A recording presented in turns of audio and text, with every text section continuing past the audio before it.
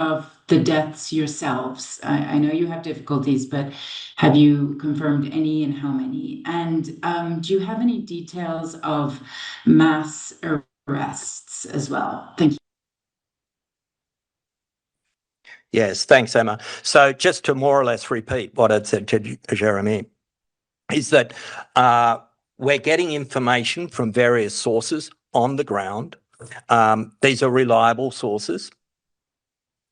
The number that we're hearing is hundreds, and that's what's been reported. I cannot give you a precise verified number. That's not possible.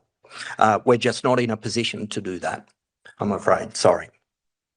With respect to arrests, yes, there are thousands of arrests have taken place. That's what we're hearing, the same. You're probably hearing the same from your sources on the ground in Iran as well.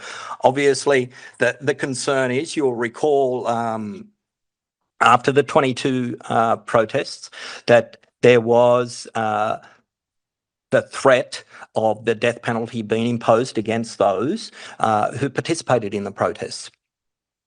In fact, since those protests in 2022, at least 12 people have been executed directly in connection with those protests. That is our concern at this stage as well. Okay, so we'll go to Alexandre in the room for AFP, and then to Satoko online. Go ahead. Yeah, thank you. The United States has stated its readiness to intervene in Iran. What would be your thoughts on these threats and the potential consequences of such an intervention? First and foremost, as the High Commissioner said in his statement, there is concern that it's been instrumentalised, the protests, and it shouldn't be instrumentalised by anyone. When it comes to human rights, it's protection, the right to protest peacefully. And we'll say that, you've heard us say it here hundreds of times, so nothing changes. And that should be respected by Iran. The excessive use of force in respect to the protests is, a violation of international law. We would like to think the best way forward for this is dialogue, obviously, and for the people of Iran who have got legitimate grievances, for their grievances to be heard and to be able to express them peacefully in demonstrations or otherwise. Thank you. So Satoko, and then we'll go to Jamie in the room. Yes, thank you very much for doing this. You said there are reports indicating that the members of security forces have also been killed. Do you know the number of the security forces who are killed and injured? And secondly, who have been actually attacking the security forces? As you said, Iranians have the right to demonstrate peacefully. Thank you. Again, I'm afraid I'm going to have to disappoint you because I can't give you precise numbers, verified numbers. The Iranian authorities have said a number of their security forces have been killed during the process of the demonstrations. I can't go much more than that. Jamie. Good morning, Jeremy. There have been reports of an opening of some phone lines out of Iran today, calls getting out. Just wondering if you could sort of qualify that in terms of your efforts to collect information about what's going on. Has that given you an opening to get greater information flow from Iran, given that the internet situation is still very patchy? Thanks, Jamie. Yes, we've heard the same reports that telephone services are limited up online. Internet, not so much so. But these are, it's crucial to communicate mostly, it's also to the outside world and to communicate with organisations like ours or other human rights organisations, but most importantly for the people of Iran to be able to communicate amongst themselves. I guess many of them are frightened themselves, and they want to check and know the whereabouts of their loved ones. So to that extent, it's crucially important. But much more needs to be done to ensure the internet is back online. Moussa Siad Mayedine.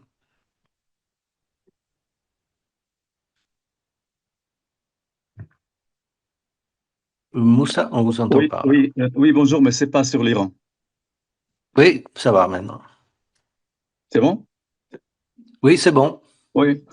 Well, I have a question about the violence used by U.S. security forces against protesters in some U.S. cities. And do you have any information about the situation of the... Thanks. Moussa, sorry to interrupt. I think Jeremy will take that question, but he's got another item. So I think we'll finish up with Iran. Yeah, We'll I told you it's not for Iran. We can park. Yeah. Okay. Thank you. Thank you so much. Okay. I'm sorry. I didn't hear. It wasn't clear to me at the beginning. Okay. Any more questions on Iran? Going once, going twice. No. I think your next item then on Sri Lanka.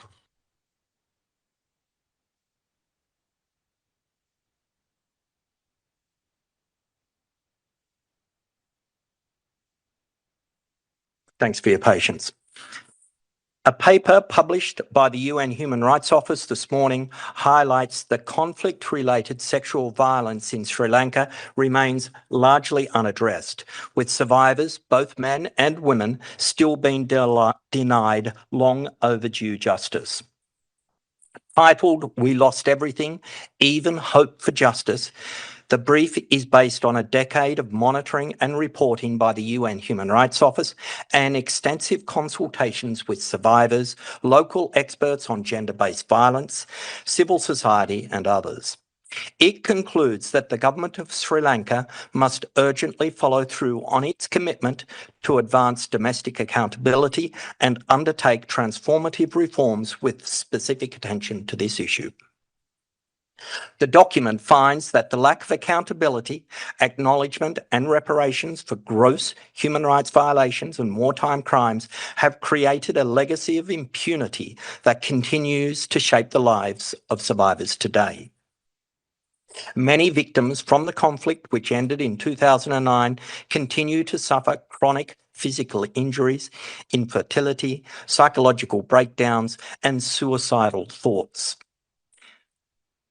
Survivors and their representatives described an enduring climate of surveillance, intimidation, and harassment, contributing to underreporting, deep stigma, and the near absence of effective remedies.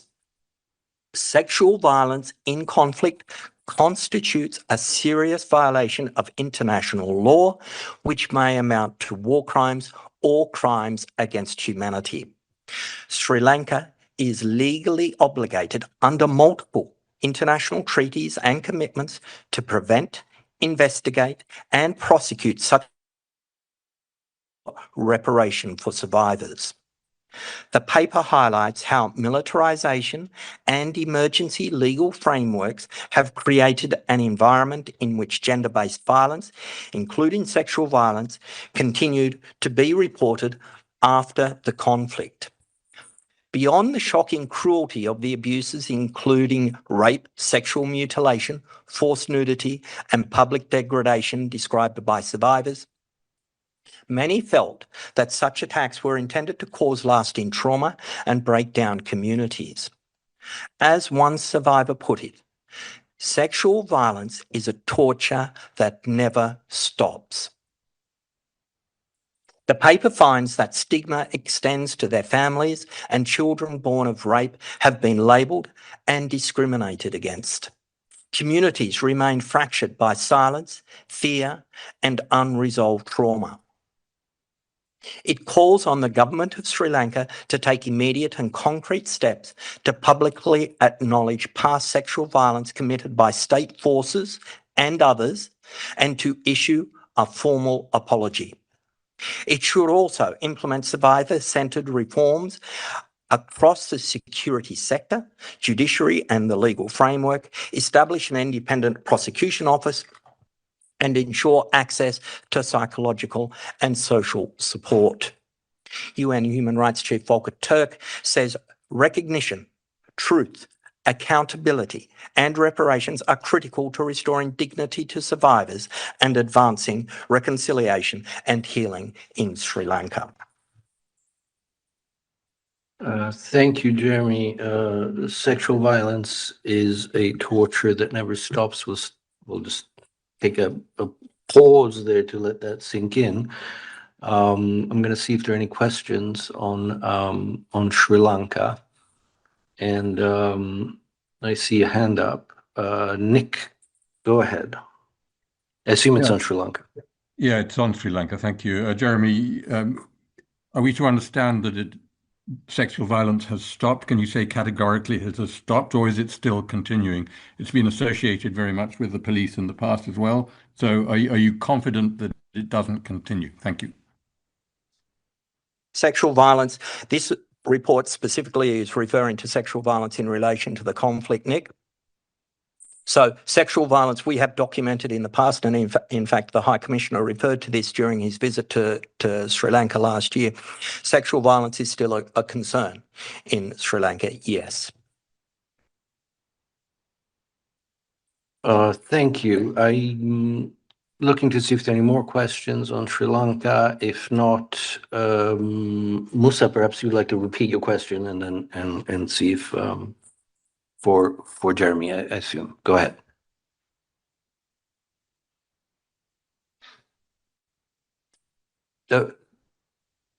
Gabriela, do you have a question on Sri Lanka, or is it on another subject? Hi, thank you, Michele. It's on another subject. Okay, so let's go to Musa and then we'll come to you. Go ahead, Musa. Merci. Well, my question about the violence used by U.S. security forces against protesters in some U.S. city like Minneapolis. Do you have any information about the number of detainees or injuries? And do you have any information about the situation of the Venezuelan president who was kidnapped by the United States? Thank you. Thanks, Musa. I'll work my way backwards if you don't mind. On the second question, I don't have anything further to add, apart from what we said in the past. With respect to your first question, and the violence, and I guess you're referring more specifically to Minneapolis. Under international human rights law, the international use of lethal force is only permissible as a measure of last resort against an individual representing an imminent threat to life. We take note of the FBI investigation and insist on the need for prompt, independent and transparent investigation into the killing of Ms. Good. We urge all authorities to take measures to de-escalate tensions and refrain from incitement to violence. Thanks. I think Jamie wanted to come in on that. Go ahead. Thank you, Jeremy. Thank you, Musa, for the question. Following up on that, you say that the use of lethal force is only permissible as a measure of last resort against an individual representing an imminent threat to life. What is the assessment of the UN Human Rights Office about whether there was an imminent threat to life or not in this case? Jamie, that wouldn't be really for us to make a judgment call on. What we have said quite categorically is there needs to be an independent and prompt investigation into this. Thank you. I think Gabriela next. Go ahead. Yes, thank you very much, Michele. Hi, Jeremy, my question is on Venezuela. Do you have a comment on the situation of the people inside Venezuela? Because I heard that the new president, Delcy Rodriguez, said that everyone that says something against the government will be detained. Is that accurate? Do you have a comment on that? And also, what about Edmundo González, who was elected president in the elections of 2024? I mean, he's the president of the country. Why Delcy Rodriguez is there? I mean, that's my questions. Those are my questions, if you have comments. Thank you so much. Thanks, Gabriela. The second question, I would actually point you probably to New York. I think that's more of a political question that they can take. With respect to your first question, I guess the answer is simply that the people of Venezuela should be entitled to live in peace and go about their lives with all due respect for their human rights. Obviously, there has been the people of Venezuela have struggled over years, and we would like to think that there is progress in helping them transform their lives from and to avoid the misery that they've experienced for so long.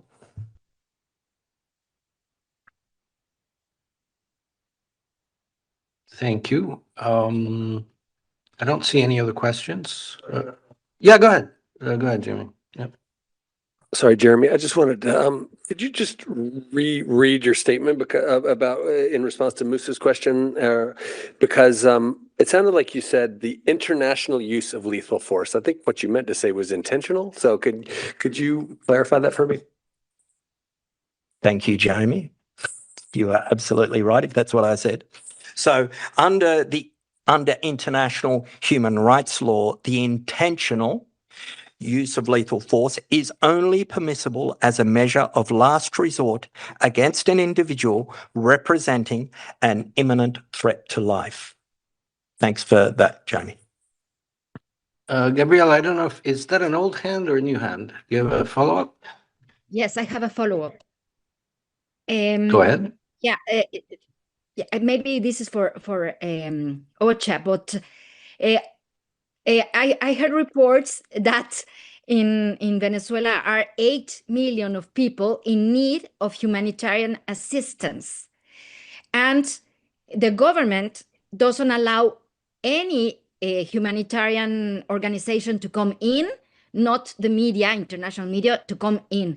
So if OCHA has something to say about this issue. Thank you so much. Thank you, Jens. Go ahead. Thank you, Gabriela. Yes, 8 million is what we have in our response plan of people who are in need of humanitarian support. At the moment, there are humanitarian organizations already in Venezuela, and they are responding as I speak. And we actually have fairly good access across the country to do as we have done in the past, and that we hope to continue in the course of this year. I think, as I mentioned last time, these are very, of course, dramatic political developments, but the everyday living situation, humanitarian situation for these 8 million people haven't changed that dramatically. So it's very important that we can stay and continue to deliver. Thank you, Jens. Before we let Jeremy go, perhaps we'll have him, he has an announcement to make about Sudan. So let's have him do that, and then we'll go to Ukraine. Yes, thank you. You will have seen yesterday we issued an advisory. This is before the High Commissioner heads to Sudan. He departs tomorrow. He will be in Sudan from until the 18th of January. During the visit, he is scheduled to meet with authorities in Port Sudan, as well as civil society representatives and the UN country team. He will also visit the northern state, including Al Afad gathering site, and engage with people displaced by the conflict in Darfur and Kordofan, and he will also meet with humanitarian partners. Thank you. Thank you, Jeremy. And over to Jens for the launch of the 2026 UN Coordinated Humanitarian Response Plan in Ukraine, which I believe is going on right now. Yes, thank you very much, Chairman Killian. Good morning, everyone. As we are right now, this morning, working to confirm the reports that we are receiving about another round of deadly Russian strikes overnight that reportedly has hit Kiev, Kharkiv, and Odessa, and possibly other locations. We are right now launching in Kiev the United Nations Coordinated Humanitarian Response Plan for 2026, and we're doing this, of course, in collaboration with the government. It's a plan that complements the government's own support and with our many humanitarian partners in Ukraine. And indeed, it is live streamed right now, and I can see it is ongoing. So the electricity cuts that we hear from these overnight attacks in Kiev has apparently not yet, at least, hit the launch. So you can follow that on UN Web TV. As the war in Ukraine grinds on and soon enters its 5th year, humanitarian partners aim to reach 4.1 million people this year with life-saving support, and that includes food, healthcare, shelter, protection, cash assistance, as well as other types of aid. Overall, an estimated 10.8 million people across Ukraine will require humanitarian assistance this year, including internally displaced people, of whom there are 3.7 million, and others affected by the war. To realize this plan, we and our partners are asking for $2.3 billion this year. Frontline areas and northern border regions face the highest humanitarian needs due to the shelling, destruction of civilian infrastructure, and persistent disruption to essential services that people rely on to get through winter. That's power, that's heating, that's water. We have particular concern, of course, of people living in territories occupied by the Russian Federation, because they remain largely cut off from essential services and protection systems. As I mentioned, widespread disruptions to power and heating during extreme winter conditions, and we're talking minus 10 degrees in some places, are creating a crisis within a crisis and pushing people to the breaking point. Humanitarian assistance is delivered to complement the national response, and national and local organizations alongside their international partners, including the UN. They play a central role in this response, often the first to act in the most difficult and dangerous conditions. The full plan is now available online, and I will share the link in an email to you just after the briefing. Thank you. Thank you, Jens. Go ahead, please, F. Hi. Regarding the people living in the occupied territories by Russia, do they have access to the humanitarian aid, or do you know how is their situation different from the other territories? It is different because these are, as you know, contested areas. For the United Nations, this is still Ukraine. For the Russian Federation, it's not Ukraine. So there are issues at that level. And at the moment, we do not have the access as the United Nations as we would like to see, because, as I mentioned, there's 1 million people there that we believe are in need of humanitarian assistance that they are currently not getting. There are some NGOs that are operating there, but not at a scale that is required. Thank you. Going to give that a moment to see if there are any more questions on Ukraine for Jens. So questions for Jens tout court. Doesn't seem like it. Thanks very much. He's relieved. I'm hoping Claire Nullis is still online, because she had an announcement to make. There she is. I see her. Good to see you, Claire. The floor is yours. Okay, yes, so good morning, belated Happy New Year to everybody. This is just a quick announcement to say the World Meteorological Organization, tomorrow, the 14th of January, we will be issuing a press release on the consolidated global temperature figure for 2025. We're doing this in conjunction with 8 dataset providers. That includes the European Union's Copernicus Climate Change Service, includes the UK's Met Office, NASA, NOAA, Japan Meteorological Agency, and well, 3 others. That's just to give you an indication. We're getting a lot of media inquiries about it. Copernicus for Europe have already issued their figures under embargo. And their embargo will lift at 4 a.m. tomorrow. The WMO press release will be under embargo until 3 p.m. Geneva time tomorrow afternoon. And the reason for this is that we coordinate with NASA and NOAA. And so, you know, we have to be bound by their time frame, and they will be issuing their respective releases at 9 a.m. US time tomorrow.